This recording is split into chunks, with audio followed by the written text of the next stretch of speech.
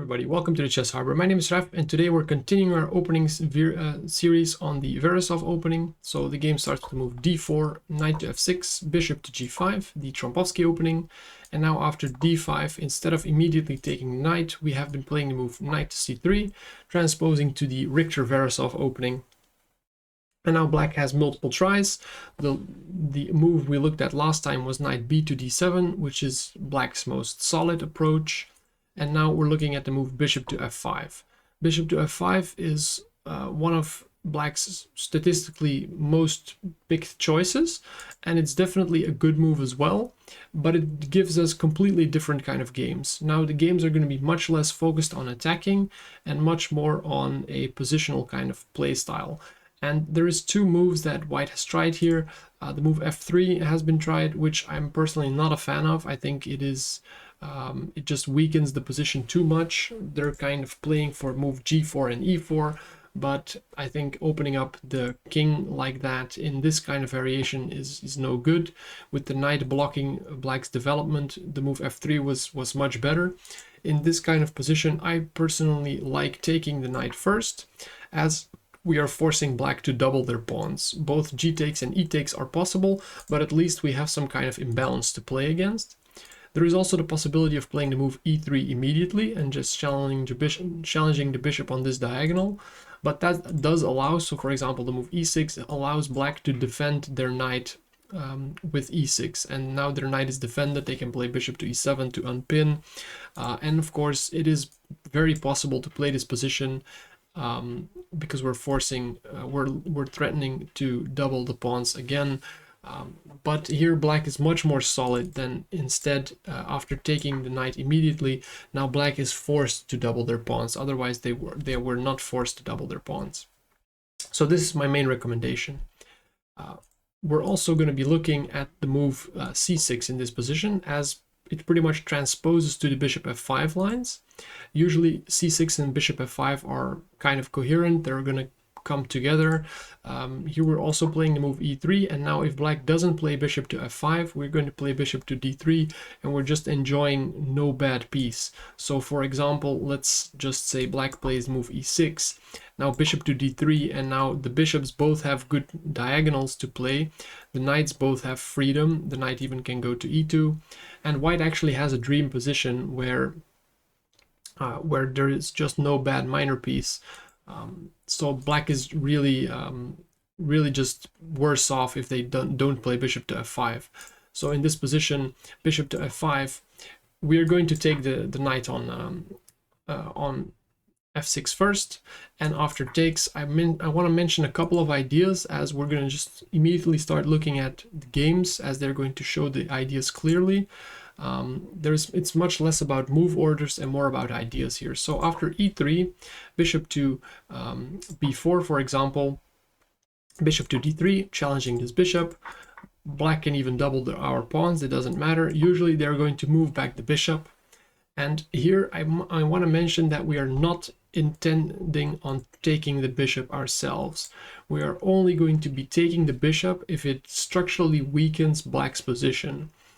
Otherwise, we are going to force them by taking our bishop on d3, as taking our bishop on d3 allows either c takes on d3 or queen takes on d3, strengthening our grip of the center. If we would take their bishop, they're just going to be strengthening their own grip of the position and improving their pawns. And we can do that with the move h4, h5, for example. We're forcing black to give up their bishop for our bishop, and then we're improving our position with either c takes or queen takes. And now another mention that I want to do is the move f4, f5. That is also something that we can try, and it's also a good move. The move f4 is a little bit more weakening on the diagonal towards our king, so I generally prefer the move h4, but we'll see in the sample games that the move f4 has some popularity as well, and it definitely is correct in the right positions. Another thing that is important here is after a move like h4, for example, we're still not developing this knight, as it's actually useful for our queen to remain on this diagonal, as sometimes queen to g4 can happen, and we're putting a lot of pressure on the king side immediately, and then we do actually have some kind of attacking chances. So in this position, let's just say, for example, black castles, we can play queen to g4, and after knight to c6, h5, bishop takes, c takes, h6. White actually has a dream attacking position where the knight can swing over to the f5 square, and our rook could swing over on the g file, and we actually have a very strong initiative on the king side. So that is some kind of variation where black has to be careful, and that's why we do want to kind of delay development a little bit of this knight sometimes, or otherwise the knight might often come to e2 and g3, again opening up the diagonal for our queen. The knight is actually usually very happy on e2, as the f5 square is important in a lot of variations. So that's a couple of ideas to keep in mind. So first of all, h4, h5, very strong move, keeping the queen open on the light square diagonal, and putting the knight on e2 is often the right way to go. So we'll see this in action, and it's going to become much clearer in the sample games. So let's look at game one. We're looking at a game from players, I'm not going to pronounce their names, but they're quite strong players. They're both well in the 2000s. So the move starts with d4, knight to f6, c3, d5, bishop to g5. And now bishop to f5, bishop takes on f6, not giving black a chance to defend their f6 knight. And here black tried g takes on f6. We play e3 anyways, e6, bishop to d3, challenging the bishop, and black drops back. So again, I want to mention that taking here is just bad, because black would only improve their structure, opening up the rook, so we're not interested in taking. But in this kind of position, the move f4 suddenly becomes very strong, and h4 is also very strong here. So h4 would also be a very good move. In this position, the only difference is that because of the half-open g file, black has the move rook to g8, and now after h5, bishop takes on d3, queen takes on d3. Because of the hanging g pawn, it's actually not so clear. So I don't want to play this variation really when black plays rook to g8. In this case, the move f4 is definitely also strong, but h4 would also be a good move. After f4 here, we're threatening a move f5, just tripling up their pawns, and that's a very strong threat. And after black's move knight to c6, best move would actually have been f5, e takes, and now queen to f3, putting pressure on the tripled pawns, and there is no way black can hold on this position, because knight to e2, knight to g3, rook to f1 is going to happen, and it's impossible to defend all of these pawns, and white is just going to be much better in that kind of ending. So f5 immediately was the correct move, and in this position, black's best move would actually be the move f5 themselves, just blocking up the position, and then later just freeing the bishop this way would actually just be better for black.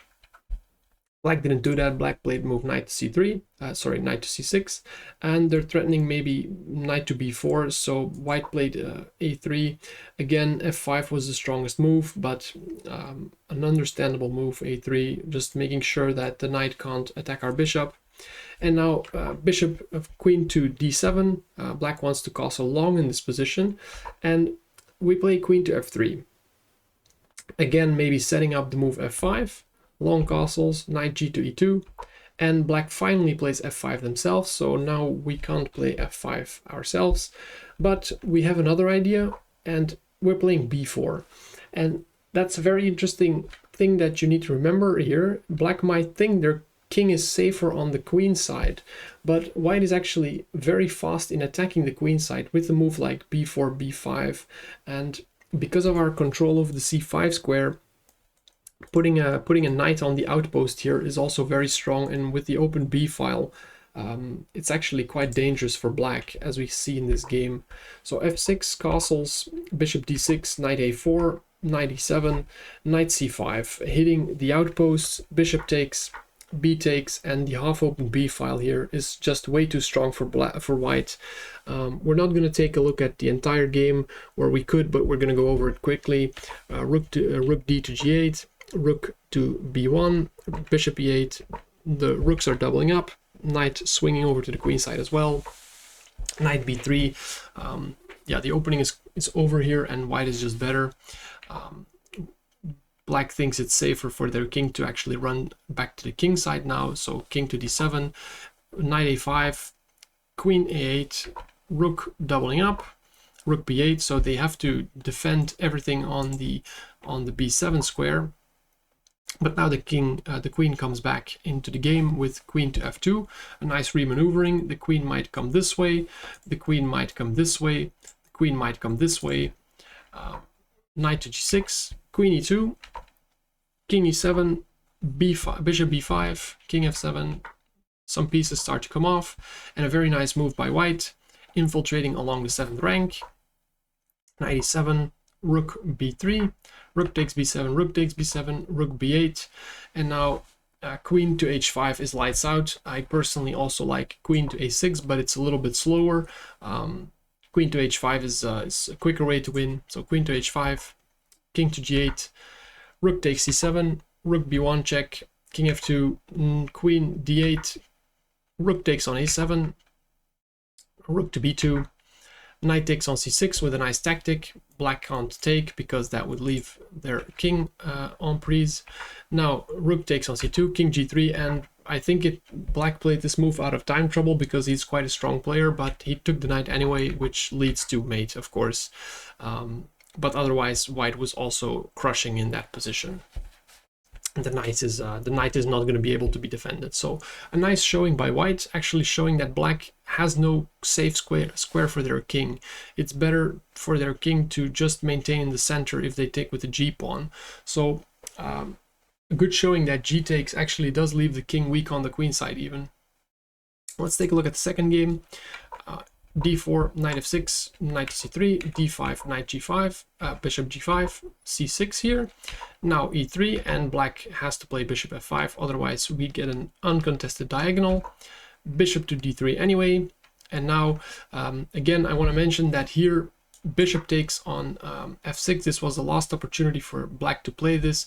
Otherwise, yeah, black gets some kind of chance to undouble, to not make their pawns double.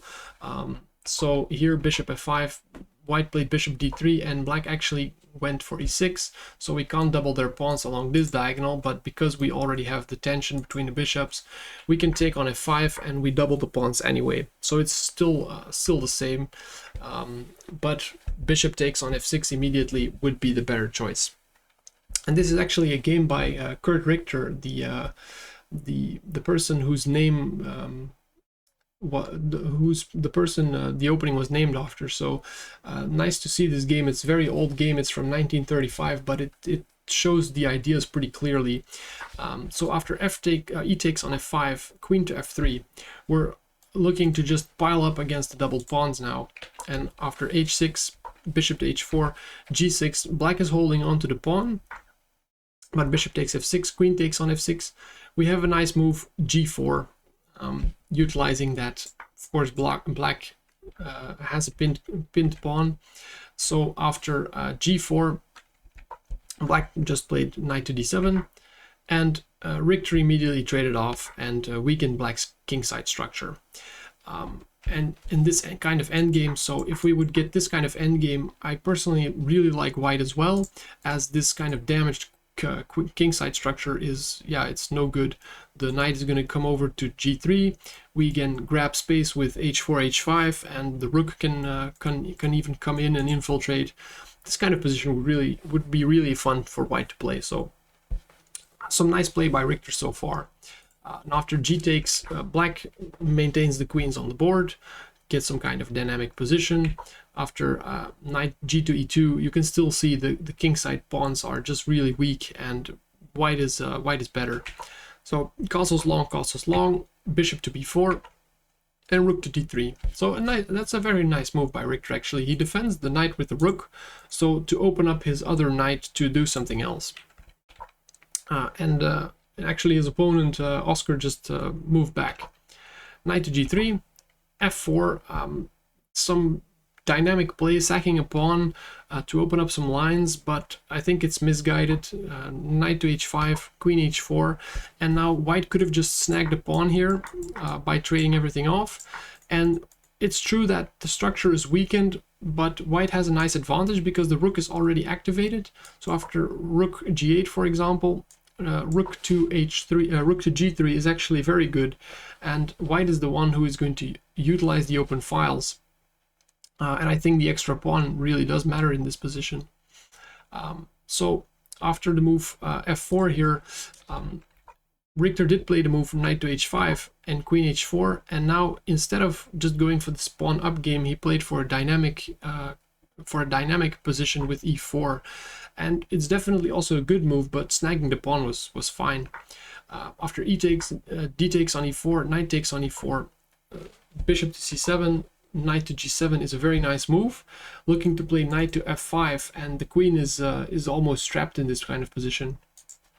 So he played queen to e7, rook to e8, king b8, rook d to d1. So now the knight can set up some kind of discovered attack.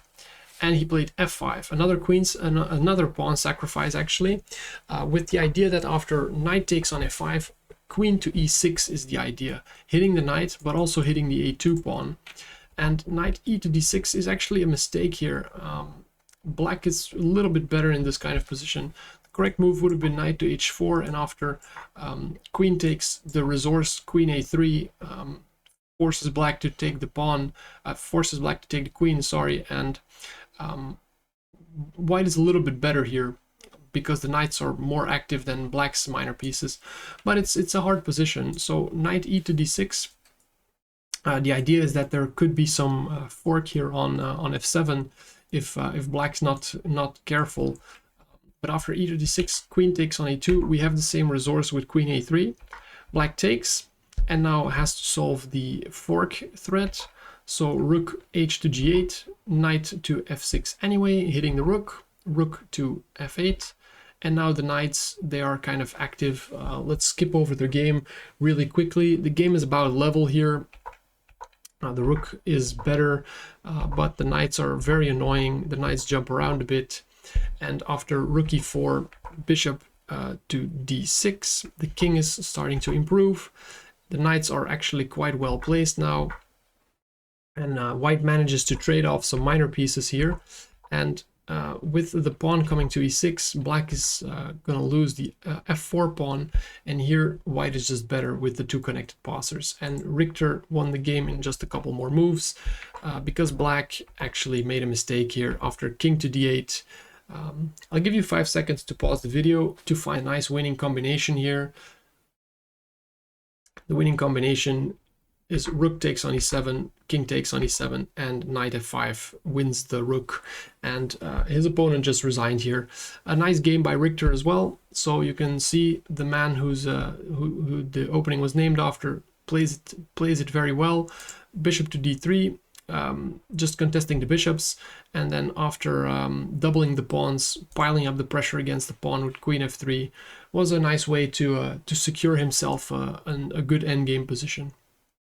Let's look at the last game here. We have d4 again, d5, knight to c3, knight to f6, and bishop to g5.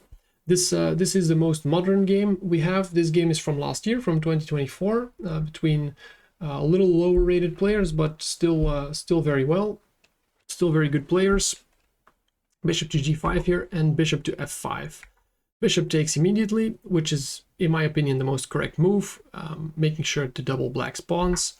E takes on f6, e3, c6, and bishop to d3. Bishop to g6, so again, we don't want to take on g6, we want to force black to give up his bishop, and making sure that we can strengthen the center with d3, with the pawn on d3 or a queen on d3. And here the move h4, h5 is again my top choice. But Jan here, he chose a nice move as well. He plays knight g to e2, just currently maintaining the tension, potentially playing knight to f4, knight to g3, and then going for h4, h5 later. Bishop to d6, queen to d2, so now he can castle both ways, which is always good. Knight a6, maybe threatening to go into b4. So a3, knight to c7, g3, knight to g3, bishop takes on d3. He didn't need to play this yet. He could have threatened to move f4 or h4 first, but bishop takes on d3, queen takes on d3, and now g6. The reason why I like queen to d3 better here, and probably also why Jan played it, is black can't stop e4. So after c takes on d3, white is also better, but maybe there is some potential that this move weakened the king side a little bit more. Keeping the pawn on c2 is just handier here. In this case, queen takes on d3, controls the f5 square, so black can't stop e4 with f5. And the queen supports the e4 break immediately, so there is no way that black's stopping e4 here. And after g6, black wants to play f5 to stop e4, but we're just playing e4 immediately.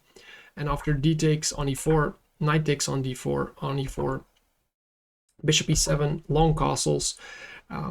We have a very similar position to a exchange Ruy Lopez, where black has a 4-on-3 on the king side versus a 4-on-3 on the queen side. But black's pawn structure is crippled, which gives this a theoretically winning endgame. So if we can swap off all the pieces, white's endgame is winning. And we see that very nicely done here by Jan. He plays the game excellently. So let's look at his technique here. Black played king f8. Castling would have been just as fine, but the king can come to g7. It's perfectly okay. d5, just opening up the game. C takes, knight takes, knight takes, queen takes, queen takes, rook takes. So a lot of pieces just came off. But as I mentioned, we're playing with a pawn up on the queen side, and this endgame is a theoretical win for white. So f5, knight to c5, b6, knight to d3, rook to d8, rooks come off, and now the game is even easier for white to convert. Rook to e1, king to g7, c4, bishop f6, king c2, rook c8, b3, g5, f4, a very nice blockading move, making sure that black cannot advance his pawns. Taking here would just improve the knight, and a knight on d5 here would just be an absolute monster. So just h6, g3, rook c7, rook e8, rook e7, rook takes e7. And now this is a very clean win by white, with a good knight versus bad bishop kind of structure, and just simply an extra pawn on the queen side. So b4, knight f6, king b3, king e6, king a4. Black has to do something, otherwise the king is just going to nobble all these pawns. So a6, the king comes back to b3, f6, king c3. Bishop d8, and black is just really passive. The bishop is stuck behind his own pawns, so white can just very slowly improve his position. King d4, bishop c7, a4, g4. Yeah, what else does black do? You know, close down the queen side. Again, if black were to take here, you can just play like this, and these pawns are not going anywhere. The knight does a fantastic job, and the queen side pawns are going to come through. So it's nothing, there's nothing to do for black. So g4, b5, a5, and now c5. Finally going for a breakthrough. Black plays h5. Of course, if black were to take here, just simply king takes on c5 and the pawn is going through, so there is nothing that black can do in this position. So king c4, bishop d8, and now just improving the knight. Knight e1, bishop c7, knight g2, bishop d8, knight e3, b takes, king takes, bishop to c7, knight to d5, bishop to e6 check, king to c6, and here black resigned as white's position is crushing. So a very nice finish here for white, just simply showing that we're playing against these doubled pawns and we're getting ourselves into a theoretically winning endgame. So after e takes on f6, we want to play for e4 at some point, and we do that by first looking to trade off these light square bishops, and then playing the move e4, getting this 4-on-3 on the queen side against the crippled structure. A really nice showing by white. This opening is all about ideas. I hope that you pick them up by looking at the sample games. and I really hope you can get some nice wins against this position. Thanks for watching, and I'll see you guys in the next theory section.